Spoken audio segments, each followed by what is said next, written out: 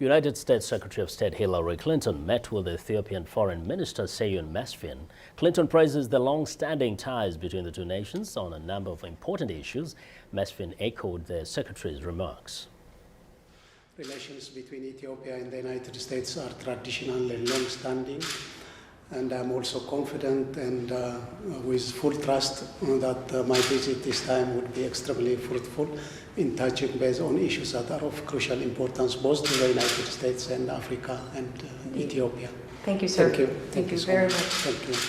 The African Union is celebrating its 50th anniversary, so what do you think is the biggest achievement so far, and what does the future hold for this organization? The forefathers or the founders of the OAU have been successfully have implemented their mission by getting rid of the continent from colonialism and colonial yoke. Now the present generation and future generations have also a mission. Demolishing colonialism was not an end by itself, but to liberate Africa and transform Africa. So the unity of Africa has to be built on the basis of the diversity of that continent, a united Africa, politically, economically, socially united Africa. This is a dream of the present and the coming generations of Africa. Well, some people describe the African Union as a talk show for African leaders where issues are discussed but not really implemented. So what is being done to remove such negative perception? Well, I agree with you. Mainly it is a misperception. It is perceived as a club of African leaders. But truly the OAU and the AU are aiming for people-centered union and unity of Africa. The organization and member countries of this organization need to do better in popularizing who this organization is, what it stands for, and a lot remains to be done along this line so that to avoid or to correct the misperception and give the right perception of the organization. So besides those massive infrastructure construction projects, what else do African countries and the African Union in particular expect to get from its cooperation with China? Sino-African trade volume has again come to the level of 200 billion. This is a huge benefit. Chinese market for African products is just an ocean. It's a limit. The sky is a limit. So definitely we want to benefit from the huge market of China, but we want China to assist us in developing our agricultural, industrializing Africa, so that we produce enough and with the required standard to penetrate the Chinese market and to penetrate the other markets. Thank you very much, Ambassador. Thank you so much. Thank you for Thanks your a time. lot. Thank you. We shall now begin our official functions. Your Excellency, Dr. Tedros Adhanom, Minister of Foreign Affairs of the Federal Democratic Republic of Ethiopia and current Chair of IGAD Council of Ministers, Your Excellency Abina Mohammed, Foreign Minister of the Republic of Kenya and Rapporteur of IGAD Council, Your Excellency State Minister Brahim Christos of Ministry of Foreign Affairs, Your Excellency Mr. Nihal, former Foreign Minister of South Sudan and the Chief Negotiator of the government side, His Excellency General Taban Deng, official negotiator of the other party to the peace talks, Excellency Engineer Mahmoud, Executive Secretary of ICAD, my distinguished colleague, General Simbio, Special Envoy and colleague to the peace talks of South Sudan, distinguished ambassadors, envoys, members of the diplomatic corps, our distinguished brothers, comrades of the negotiating parties of South Sudan, distinguished members of the media, ladies and gentlemen, welcome to our official launching of the peace talks between the two parties of South Sudan.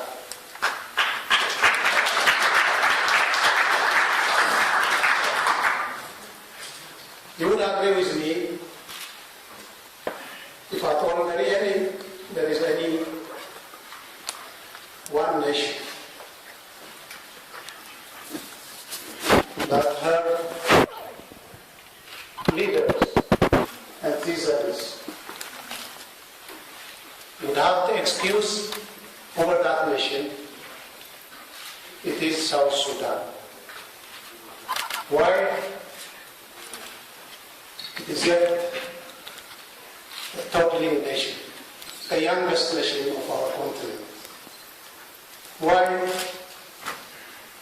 Because South Sudan had traveled or traversed through a long and difficult history of armed struggle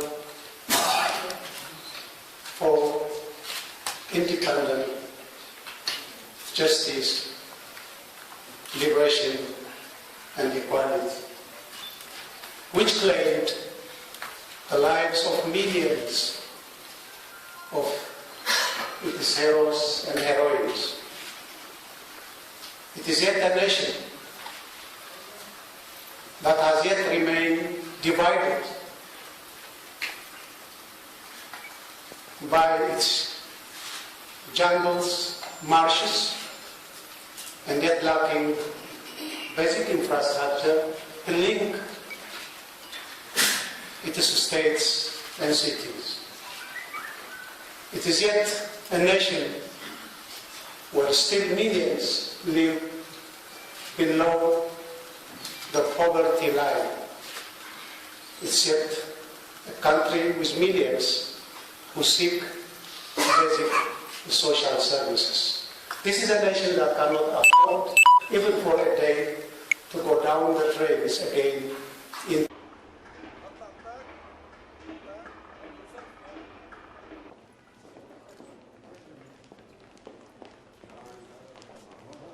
Mister.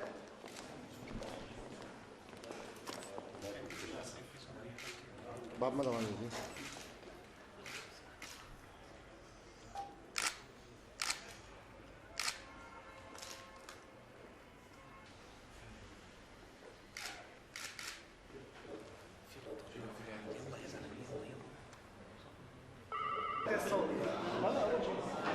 We are waiting for establishing an investigation committee that of experts involving all those who need to work on the basis of the ICAO established rules.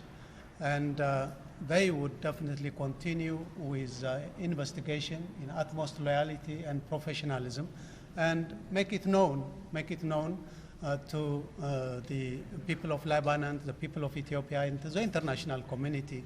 There are many interested parties who would like to know the cause of this accident in order also to avoid similar occurrences in the future. This is what is most important.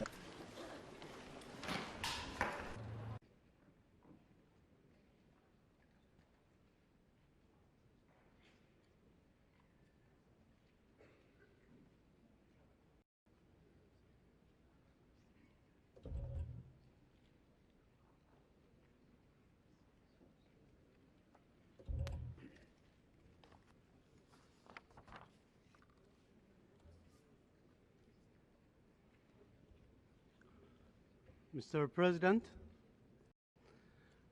on behalf of the Ethiopian delegation and myself, I wish to extend my heartfelt congratulations to you, sir, on your election as President of the 47th session of the United Nations General Assembly.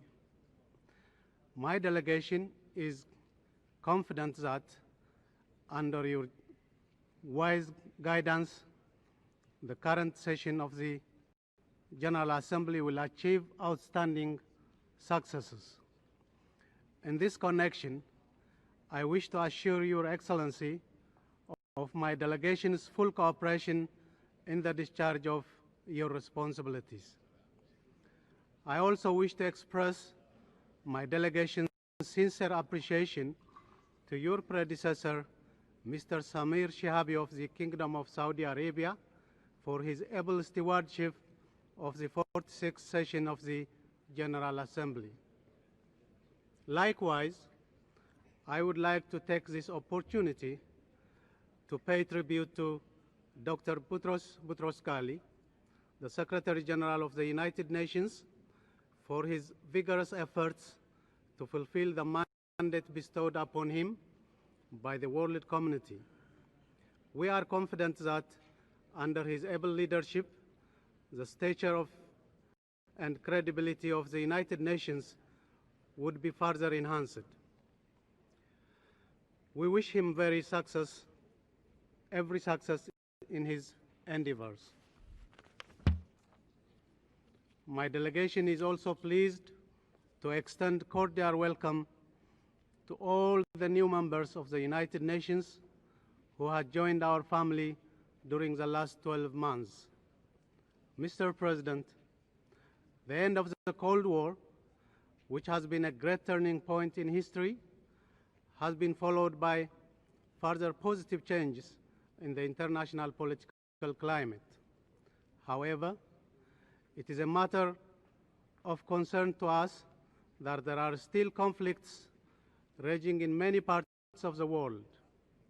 The thaw in relations between East and West did not necessarily lead to total peace, devoid of human suffering and hardships. In this regard, I would like to draw the attention of the Assembly to the unfolding tragedy in Somalia, which defies imagination and affronts our senses and sensibilities. Over the past 2 years, the situation in the country has deteriorated so much that the state has ceased to exist. Law and order, peace and stability, and the basic infrastructure necessary for the life of a functioning society are virtually non-existent. These have all been destroyed by acts of internecine warfare, the extent of whose damage and the consequent human suffering combine to make Somalia one of the worst humanitarian crises in living memory.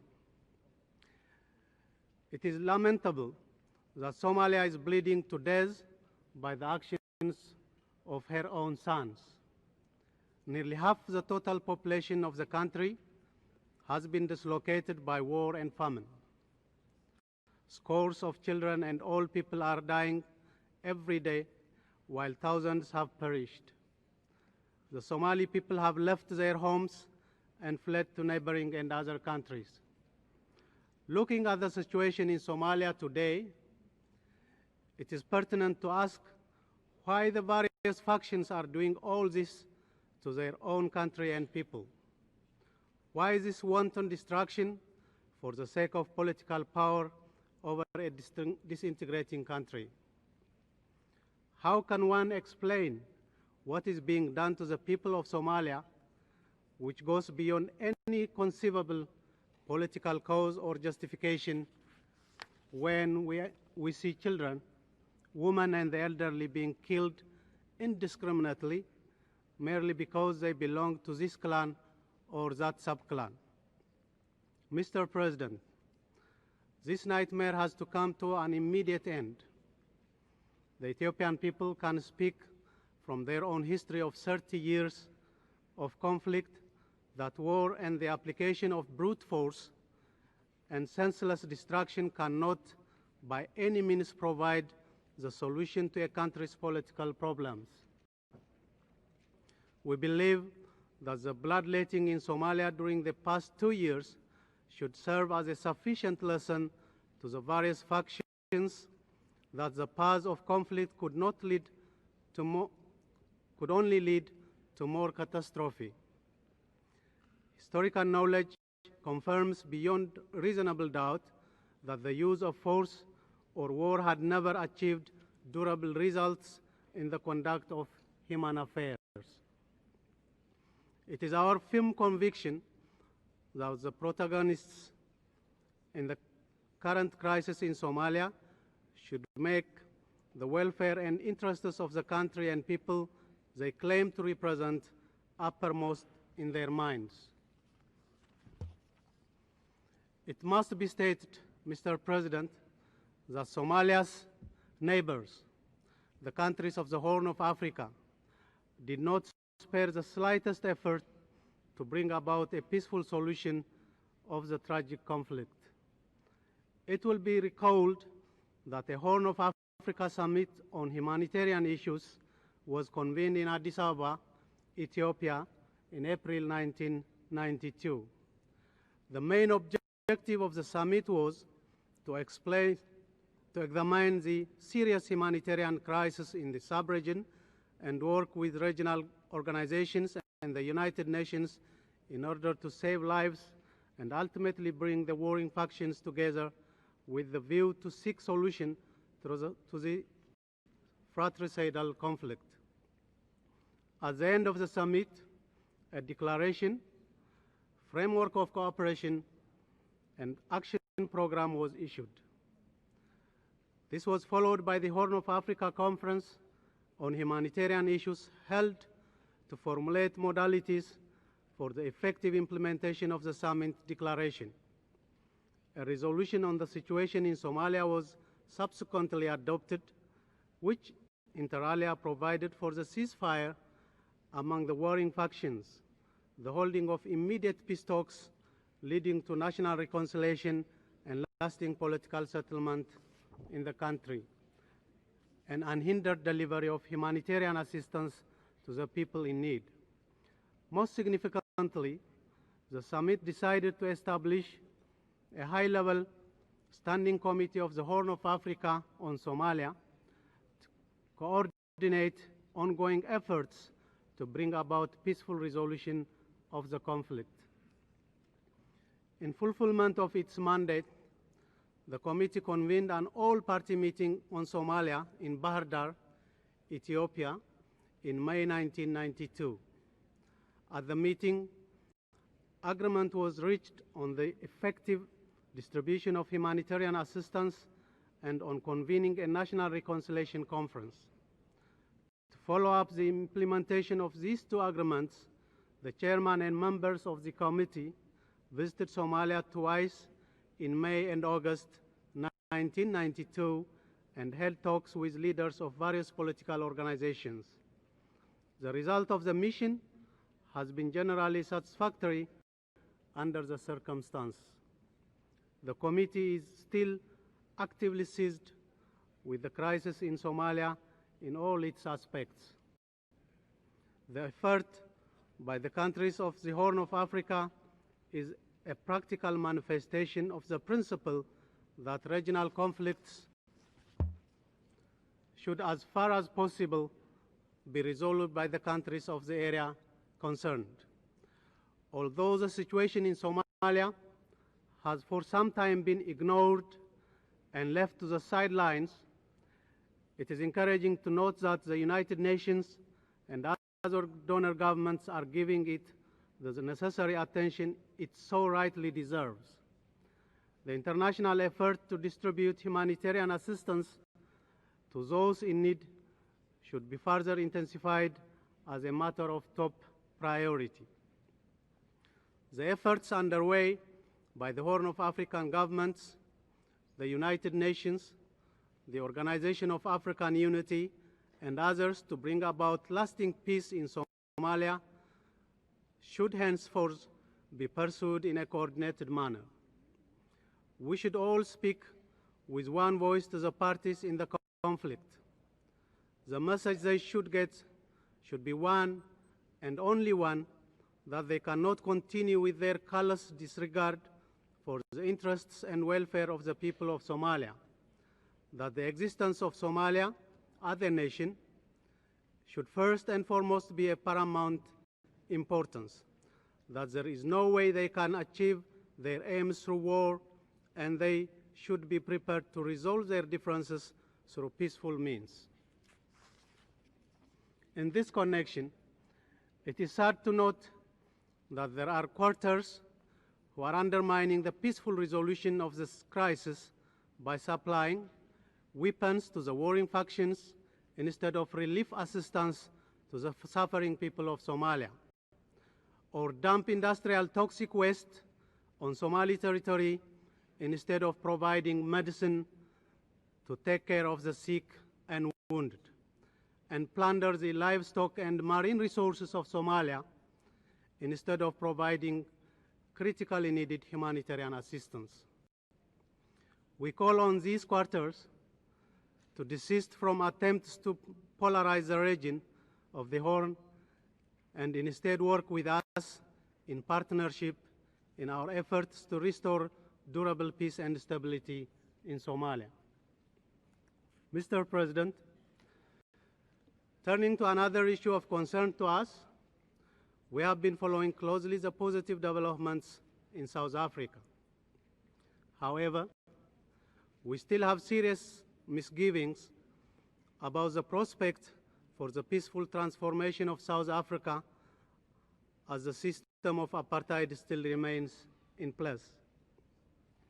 We are deeply committed to the decisions and positions of the Organization of African Unity and those of the United Nations, emphasized repeatedly over the years, as well as the principled stand of the democratic forces in South Africa to end the apartheid system once and for all, and set in motion the irreversible process of change towards a multiracial and democratic political order in the country.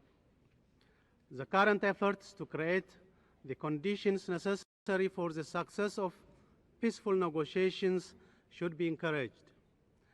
In this connection, the recent agreement between the ANC and the government to resume negotiations and the release of political prisoners are positive developments.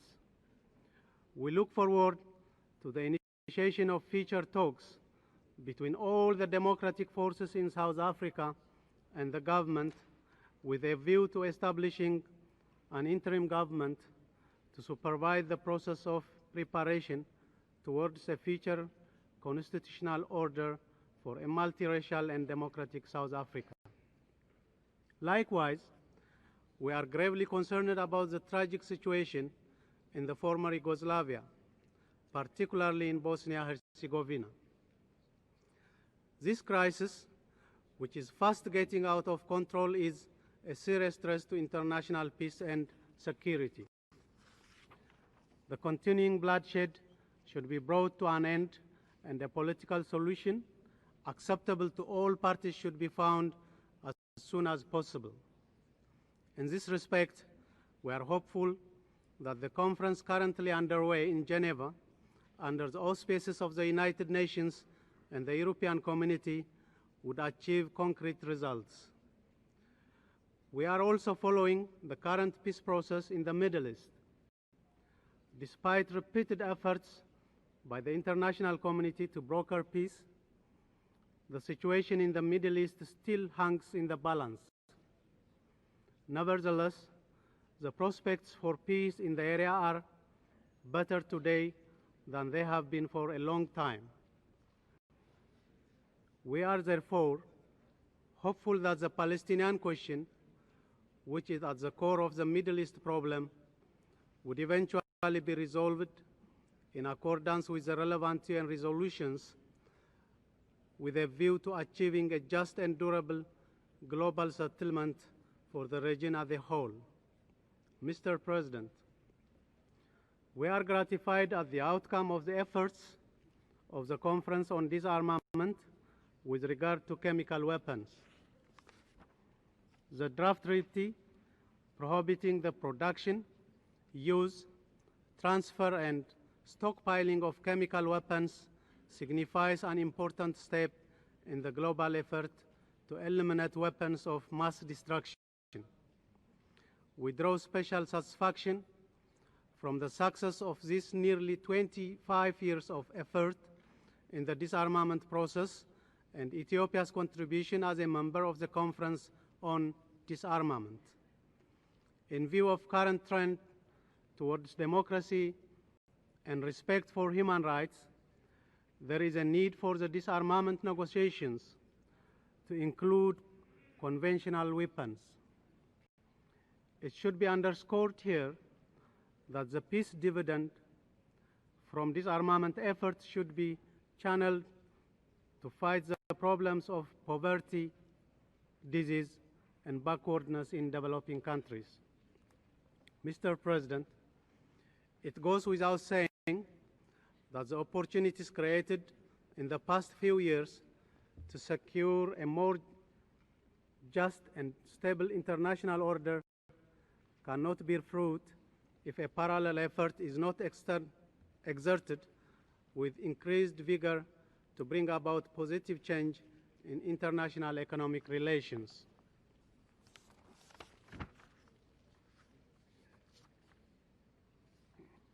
In this regard,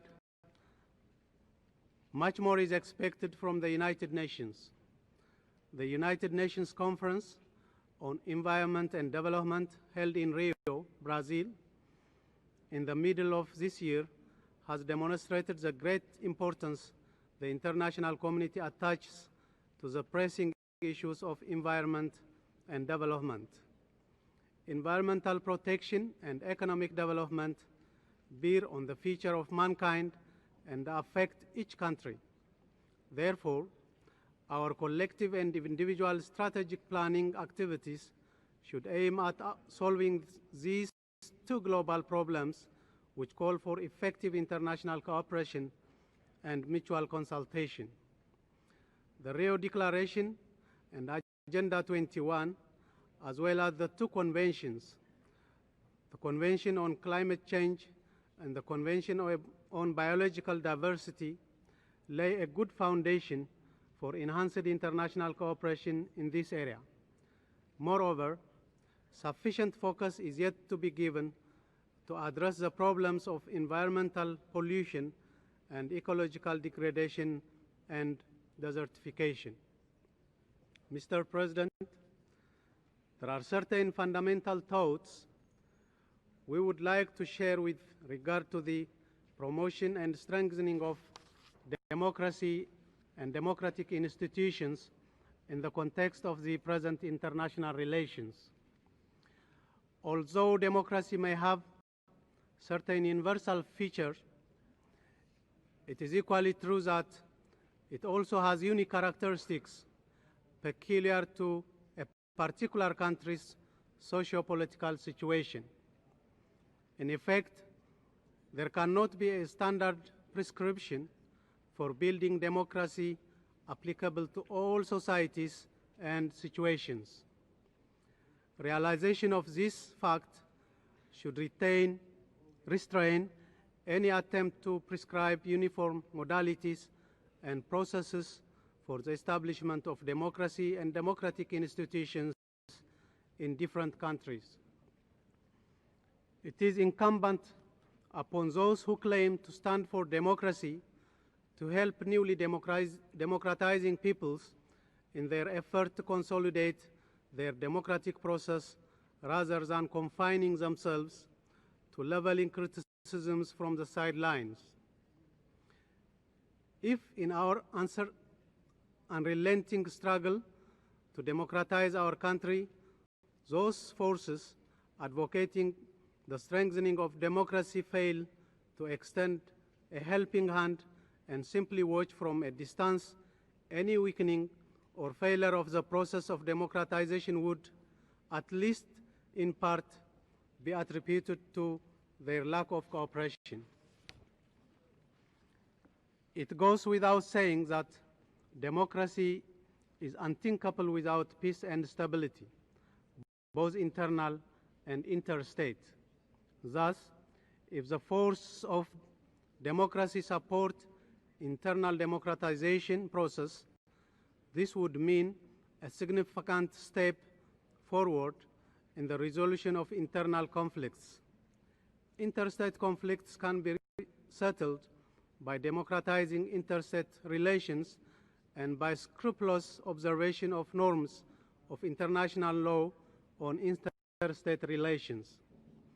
Although the parties to an interstate dispute are primarily responsible for the peaceful resolution of their problems, the United Nations and the international community can and should play a significant role in encouraging peaceful settlement of disputes, in the course of which sanctions would be applied as a last resort against a recalcitrant party violating basic norms of interstate relations once all other attempts to resolve disputes have been fully exhausted. It is evident that democracy cannot be nurtured and sustained to grow into a robust institution in countries characterized by economic deprivation and destitution. It is therefore imperative to democratize the international economic order with the same vigor we deploy to democratize the international political order, if we are to strengthen democracy and democratic institutions.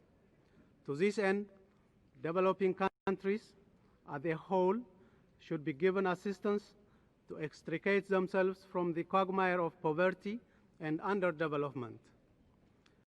Failure to do so on the part of developed countries would mean aggravation of international tension and conflict in a different form, thereby adversely affecting all our efforts towards lasting peace and socio-economic development. In order to forestall such an eventuality, the United Nations and the international community should go beyond paying lip service to democracy and development and provide meaningful economic assistance to developing countries. Only then can we say the international peace and development are guaranteed.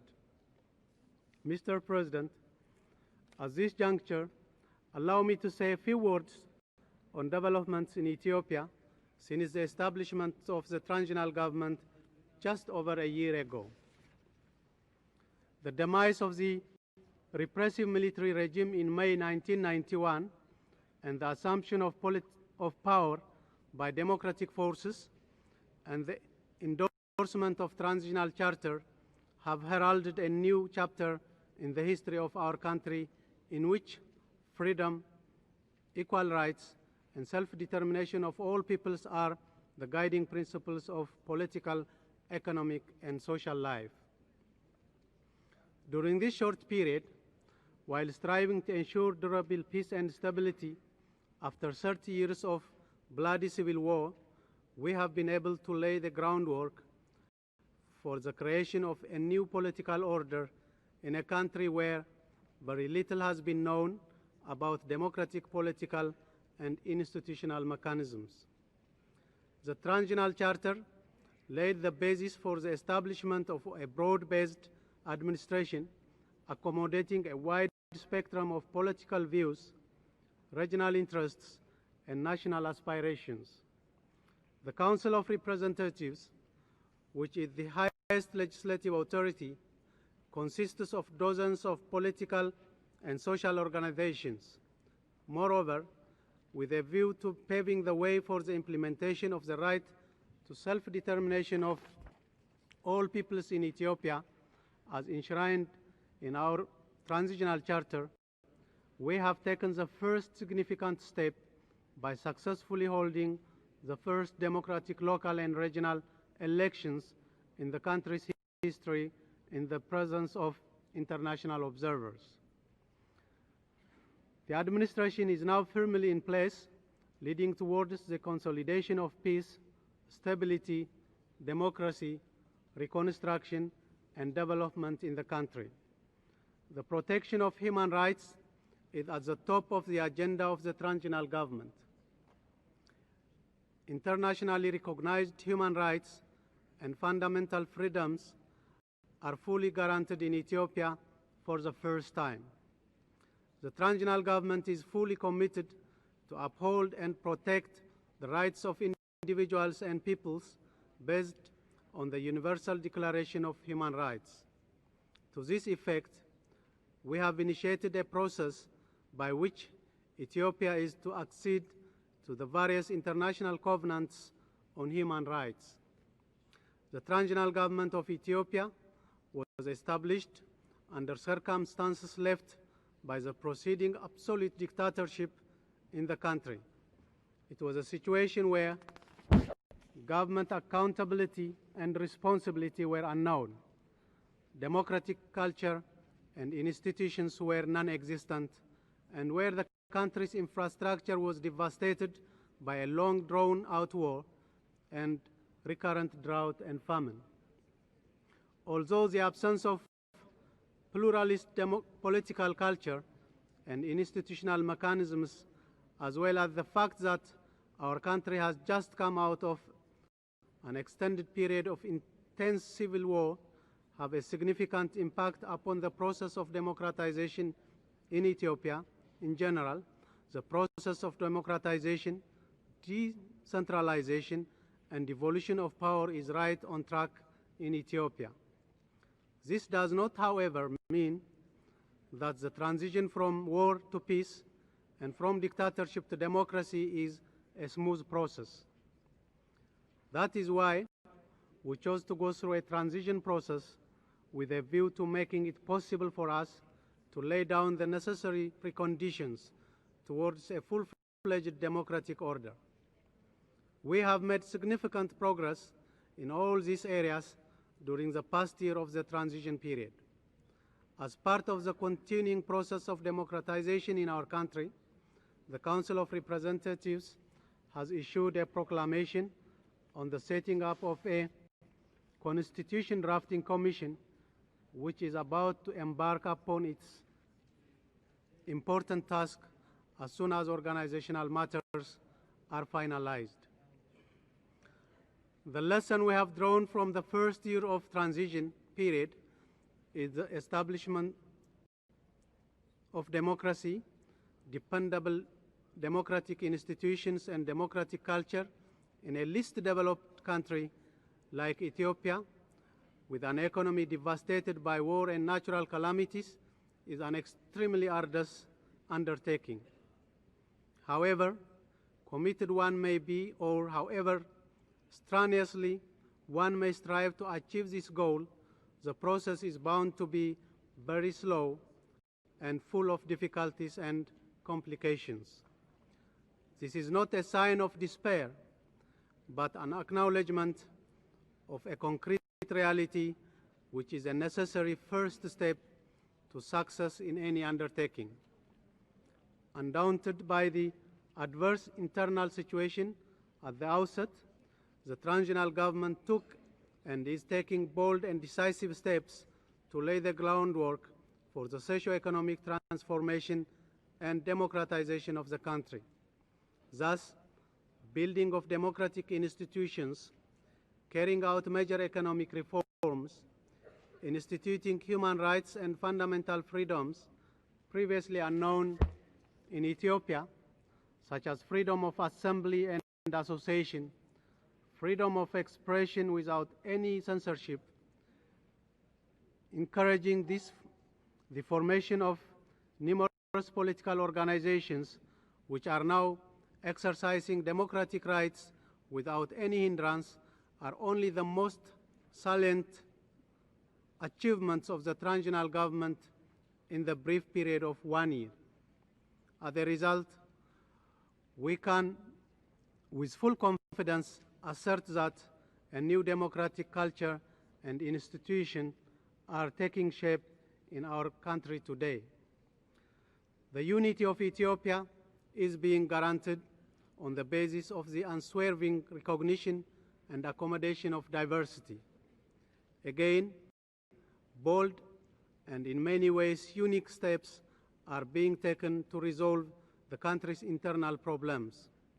Although problems may persist, our internal experiment at their resolution is already paying dividends. The Eritrean question has also been resolved by the recognition of the right to self-determination of the Eritrean people. A referendum will be held early next year in the presence of international observers, including the United Nations, to determine definitively the future status of Eritrea. The decision to resolve the Eritrean question through a referendum is one which both in the transitional government of Ethiopia and the provisional government of Eritrea have subscribed to fully without any reservation. They have also declared in no uncertain terms that they will accept the results of the referendum. In effect, the decision is ours and ours alone and belongs in no way to any external force. We are confident that once the people of Eritrea have freely decided their own future, no matter what the outcome of the referendum, the existing and fast developing economic, trade, and social relations between the two peoples based on mutual trust and benefit will be a trailblazer for an economic and social integration in the Horn of Africa sub-region, which we hope to see materialized in the not too distant future. Mr. President, turning to our economic situation, it has been repeatedly stated that Ethiopia's economic potentials sharply contrast with its socio-economic underdevelopment. In addition to drought, war, and famine, mismanagement of the national economy over the years by the former regime have militated against a steady growth of the national economy. Under these rather difficult circumstances, the transitional government of Ethiopia has embarked upon a comprehensive program of new economic policy measures and institutional reform aimed at increasing the role of the private sector in the national economy, rationalizing the public enterprises, improving their management, and generally allowing the promotion of market economy principles and mechanisms. It is imperative that we should exert maximum effort to overcome the multifaceted problems facing the country today and revitalize our national economy. However, it is evident that such an undertaking calls for the availability of vast resources which cannot be mobilized at the national level alone. We therefore call on the international community to extend humanitarian as well as development assistance to supplement our domestic efforts to cope with the emergency situation. The positive response and goodwill demonstrated by various donor countries and international organizations in the past 1 year is in support of our economic recovery and reconstruction program is encouraging. We are hopeful that such support will continue. Mr. President, the changes underway in Ethiopia are having an impact on the country's external relations. Thus, for the first time in several decades, our relations with all our neighbors in the Horn of Africa are being strengthened on a qualitatively new level. Harmonious cooperation in all fields is fast developing in our sub-region.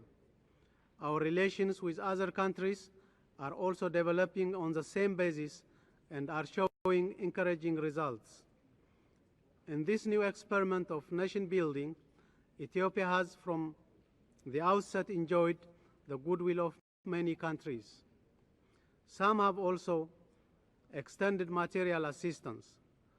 We wish to express our deep gratitude to all who have helped us in one way or another. Nevertheless, we have to admit regrettably the fact that the assistance we have so far received, in particular material assistance, falls short of what is needed to make our effort at socio-economic development a success. We therefore call upon again all our friends to provide us with meaningful assistance at this crucial phase of our history. Mr. President, in conclusion, I would also like to reiterate Ethiopia's readiness to participate in all endeavors aimed at enhancing the role of our organization in the maintenance of international peace and security, and in assisting the developing countries in their efforts to achieve a greater degree of economic development and self-reliance. I am hopeful that the present session would review and assess the world situation with a new perspective and a bold approach in order to meet the imperative of the time. We must encourage and promote the positive trends already evident in international relations, and at the same time guard against certain tendencies which carry patent seed of new crisis. I thank you.